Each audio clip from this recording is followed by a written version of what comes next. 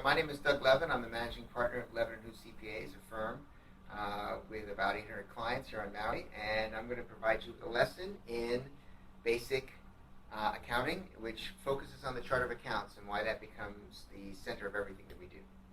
Anytime I start teaching accounting, I always start this. They call this the fundamental accounting equation. And in fact, accounting is really simple. There's usually addition and subtraction.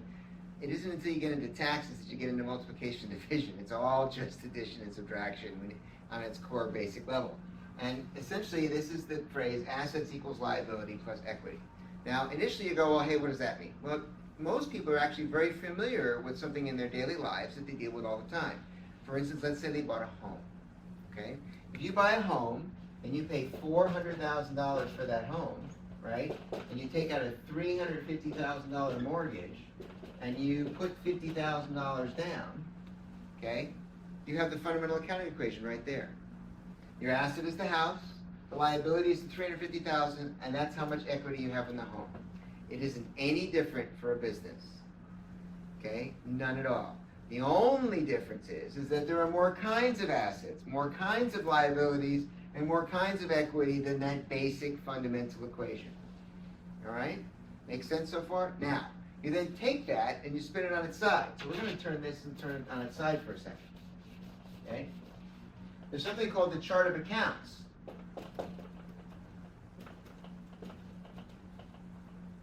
And this is nothing more than that same equation, except now on its side. So we start with assets. Okay? We have liabilities. And we have equity, okay? And when they do a balance sheet, okay, a balance sheet is the sum of all the assets and the sum of all the liabilities and the equity. That's a balance sheet, okay? Now, a P&L, profit and loss, is actually a subset of the balance sheet. It is the change in equity for a period of time. That's all it is. When it gets right down to it. This is why accountants are always balance sheet focused, and people who don't know accounting that well are usually P&L focused, profit and loss focused. Okay, so the P&L, right, is only one little side item in here, broken up into a bunch of different further categories, like how much revenue, how much expense. But at the end of the day, it becomes one line in equity. That line in equity is net income. The important thing to understand about a P&L and a balance sheet is they actually have different date reporting. The P&L is for a time range. So let's say it's from January 1st to December 31st. Okay? The balance sheet actually has one date, but a new modern accounting software actually sort of has two, because the beginning date becomes important. We're going to get into that in a second. The balance sheet is a snapshot as of a certain date. So let's say it's 12/31. It's what did the numbers look like on that date. The P&L is what was the activity between a range of dates. Now, you will sometimes see a balance sheet with a beginning date. And we're going to explain in a minute what that means. Okay? It actually comes back down here to the equity section. Okay? Because the net income is the change in the P&L for the period from the beginning to the ending date of the balance sheet. If it was prior to the beginning date of the balance sheet, it goes into a different account called retained earnings. Another important account in the chart of accounts. So, if we're dealing with the date from January 1st to 12/31 on the P&L, then the net income is from 1/1 to 12/31, and the retained earnings is everything prior to 1/1 that the company has historically earned. If you change this date range to being 12/1 to 12/31, and you change the beginning date on the balance sheet at the same time, the net income becomes only the number that's on the bottom of this P&L, and then the retained earnings now includes that other 11 months because of the opening date of the balance sheet. That's the only reason an opening date of the balance sheet is important. Now, before computerized accounting systems, this was a big deal. You literally had to close your books because they were kept on paper. What you would do is you would close your books usually monthly. You'd also have an annual close, but that was basically just a super heavy period close. And you would take all the balances and all the paper ledgers that were on your P&L, and you would close them to one number, a net income number, And then you take that number and close it against retained earnings at the end of the next month. With computers now, they can literally add all these numbers up like that. So all you have to do is change that date or that date, and it recalculates everything for you. So instead of this being something you have to babysit anymore, the retained earnings becomes an automated account. It's kept by the books for you. Okay, makes sense so far. So let's take a look at some other assets and liabilities, right? So when you're dealing with a company, you might have a bank account, okay? And you might have some fixed assets, like let's put an automobile down, okay? And then you might have liabilities, like you might have an auto loan. And so we're now starting to fill in the types of things that you might see on a typical business balance sheet, okay? When you look on the chart of accounts, inside Cheqbook or anything else like that, you will see a series of key categories in this chart of accounts. These are the three major ones, okay? But if you actually break it down into subsets, the chart of accounts runs in order, in a very specific order. It starts with assets, okay? And in that is current assets, okay? Fixed assets, and I'm going to do a basic one, there can be more, but this is fixed assets and long-term assets. When you get into liabilities, it almost always starts with accounts payable. Then you have other current liabilities. And then you have long-term liabilities. And when you get into the equity section, okay, typically we've already talked about net income. We'll bring this over here. But you also have common stock, capital, and other types of things, and or dividends or distributions, which are money that came in or out from the owners for their company. And then you get into the P&L, okay? And the P&L, which we'll kind of cover over here just a bit, comes things like sales. Starts with sales at the top. And again, we're just sort of continuing the chart of accounts. If you look on the chart of accounts in Cheqbook, you'll see these arranged in this very convenient order. And this is the traditional order. So even though, in theory, the balance sheet has ended right here, really what we've done is we're going into this new P&L section, which the software will automatically close into the balance sheet for you regularly. But it's really, in the chart of accounts, it's a continuation. It just keeps going. So you've got sales.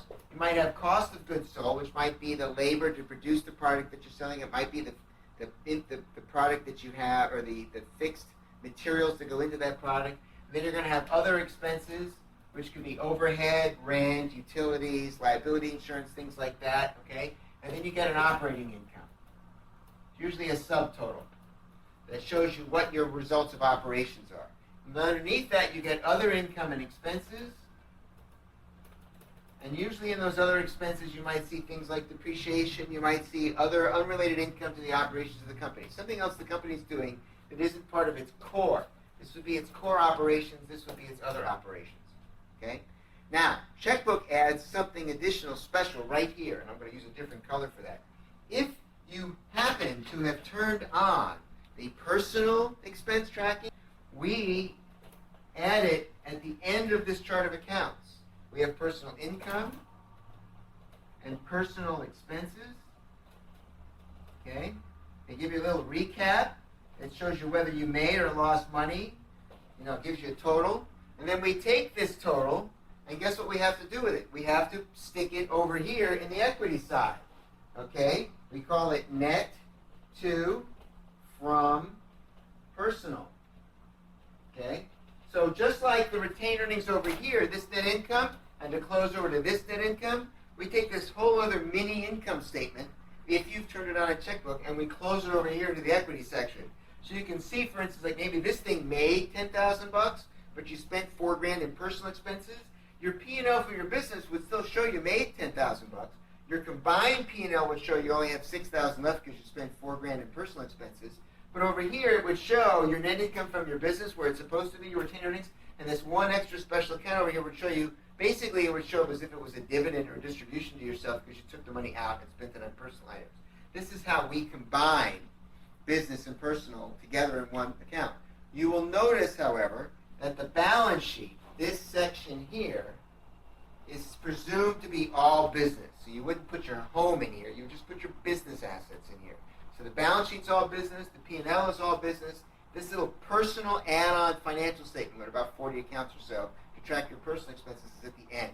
And you can run the reports you need to either include it or separate it from what you're doing. That's how we simplified the inclusion of personal spending in a set of books for a business without mixing them up and making it unmanageable. Okay? So when you're working with your books, the question is, how do you categorize something? Okay? Well, if you're buying an automobile, the first thing that somebody thinks of is that everything's got to go in the P&L. Well, automobiles don't go in the P&L. Why? Because they're an asset that lasts a long time. If I'm buying a stapler or a roll of tape, okay, you're going to expense it. It's not very material. You might throw it away tomorrow. If you're buying a car, it's going to have value for years. The car shows up as an asset. The stapler comes over here and gets expensed. In theory, yes, it's an asset, but because it's a small ticket item, usually there's a cutoff in everybody's set of books around 100 or 500,000 bucks, depending on the size of the company, that says if it's bigger than that, it gets capitalized. If it's smaller, it comes over here and it gets expensed. Okay? So that's how you deal with one type of expense. Now, autos, when you make payments on that auto, an auto is actually a really interesting thing because it covers lots of stuff on a balance on the P&L and how an accountant works. When you make your auto loan payments, guess what? You're paying down the principal. So if I make a $400 payment, well, 50 of it is interest. The $50 in interest comes over here as an interest expense. The other $350 reduces the balance I owe on the loan. Okay? That's why you have to be able to split transactions like you do in Cheqbook. It's the ability to split this transaction between what you're doing. Additionally, a car has value over time. You're supposed to depreciate it. Okay? And that follows usually tax rules for most small businesses. So every year there'll be a certain piece of this that we deduct. And we'll reduce the value of this car based on how much it's lost value over time and book that over here as a depreciation expense and other income and expenses. And this value will get offset and slowly come down. And the loan value will go down, sometimes at the same pace or at a different pace from the auto. But just like your home, where you had equity in your home and you were paying down a loan, the home might actually increase in value. But in this case, we only depreciate items on a set of books. We never actually mark them to fair market value on a company set of books. We just book them at whatever their original cost was and then depreciate them reasonably over time. Makes sense so far? This is, in essence, your chart of accounts. Anything that you're going to categorize is going to have a place for it. Most things that you categorize are going to be here in the P&L. It's going to be a sales item or some immediate cost. If it feels like something material, like it's a big ticket item, hey, I just wrote a check for $5,000, it's probably going to end up over here. But it can change. It depends. If you're buying advertising, it gets expensed. If you're buying something that becomes a physical asset that lasts for a while, it goes on the balance sheet. Okay? Now, accountants know the balance sheet's very important. If the beginning balance sheet and the ending balance sheet is correct, then we know that the net income is correct. It has to be. Now, the categorizations could be wrong. The sales could be booked as operating income and the, vice versa. But if the beginning and the ending balance sheet are tight, the net income must be right.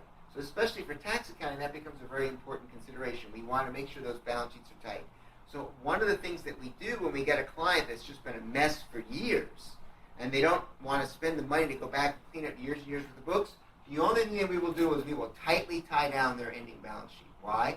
That first year might be a bit of a mess because the beginning balance sheet isn't good, but at least we've stemmed the bleeding. From this point forward, once we've had a good ending balance sheet, which becomes next year's good beginning balance sheet, we now have a set of books we can trust and rely upon as an accountant. Now, how do we reconcile the balance sheet? Well, how do we know the balance sheet's right? We reconcile it. For instance, we reconcile the bank account. We get the bank statements, we reconcile it against the balance. How do we make sure the auto's correct? Well, we look at the depreciation tables. We make sure that the value of the auto was booked correctly based on the purchase, and we make sure that the depreciation has been recorded correctly based on tax or other rules. How do we look at the auto loan? We look at the auto loan statement. The auto loan statement says the balance is $17,461.05 on 12/31. That's what goes in there. Everything else goes to interest or some other place because that's what it's supposed to be. Okay?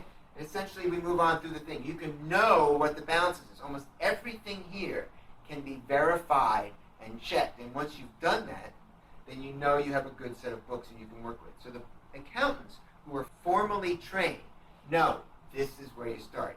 This is everything, in fact. This is just a little, the P&L is just a little sub-piece that comes over here and shows you how the equity changed over the course of a period of time. Everybody goes, am I cash basis or am I accrual? What's the difference? Okay. Well, accrual is a better method, but it's twice as much work. Okay. Why is it a better method? Well, let me give you an example. That's the best way to explain it. Suppose you have an electric bill for October, you receive it in November, and you pay it in December. Under the cash method of accounting, it's an expense in December. Okay? Now imagine if you hadn't paid it until January or February, it wouldn't be expense until the next year. But you actually owed the money. But on the accrual method of accounting, it's an expense in October. In October, you make an entry to book it to expense and book it to payable. So, hey, I owe $100 to the electric company. And it shows up as a payable, something you owe, a liability. And then in December, when you actually pay it, you don't expense it again. You just relieve the liability. I don't owe the liability anymore. Okay? I remove it from the bank account. And that's a good way to segue into double entry accounting. What is double entry accounting? Well, anytime you have a transaction that occurred, there's always two sides of it. Let's discuss that. Okay? Let's say you bought a car. Well, I'm going to write a check for, let's say it's a used car, for $5,000 from my bank account. I'm going to reduce the balance in the bank account. I'm going to increase the balance in my car. Double entry. Hey, I have an electric bill.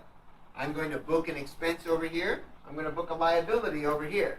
Hey, electric bill cash basis. I'm going to book an expense over here. I'm going to book a reduction to the bank account over here. Everything that you touch has an opposite side. And if you think only in terms of the P&L, you're going to go, well, where's the offsetting side? And when you work in most software, which to some degree includes Cheqbook, they hide it from you. Because if you're in a bank account and you're expensing that to some place, you think, hey, I've only got it on one side. But the truth is, you were in the bank account. You made an entry in the bank account to reduce your balance by $5,000. Guess what? The bank went down by $5,000. The other entry was to the auto account for $5,000. It's always double entry.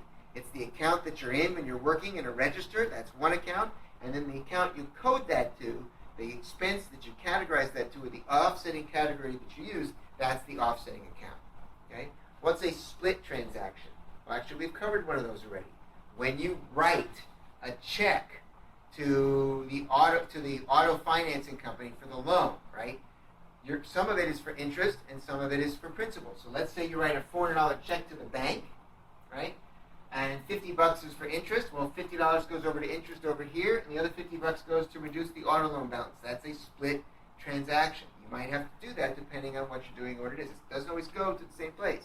You go to Costco and you buy something, and some of it is personal expenses and some of it is business expenses.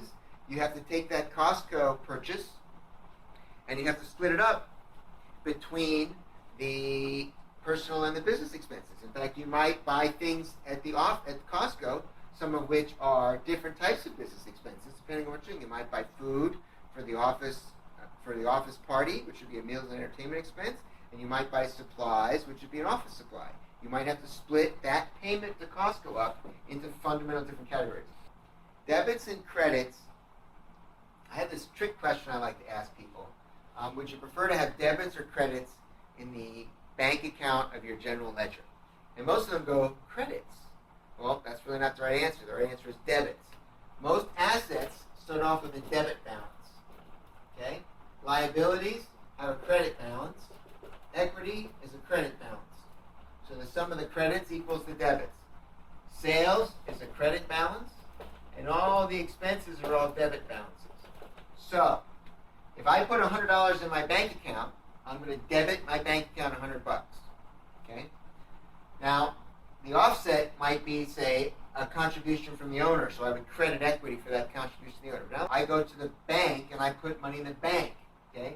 Well, guess what that is to the bank? And this is where people get into this idea of, I want to credit my bank account, right? To the bank, your bank account is on their liability side of their balance sheet. They owe you that money. And when you think, hey, I want to credit my bank account, that you're thinking in terms of how the bank thinks. The bank knows your liability. We're going to recognize that liability by crediting your account. A liability is a credit. So when you're working in a set of books, especially in Cheqbook where we don't have separate columns for deposits and expenses, you have to be very careful to look at the title at the top and make sure that you put the right sign in front of something. Because sometimes that's a debit, sometimes it's a credit. Accountants will know what to do pretty much all the time. They know sign is important. But it can be a common error when you're in your bank account not to put a minus sign in front of an expense that you just incurred in your bank account and checkbook. So keep that in mind.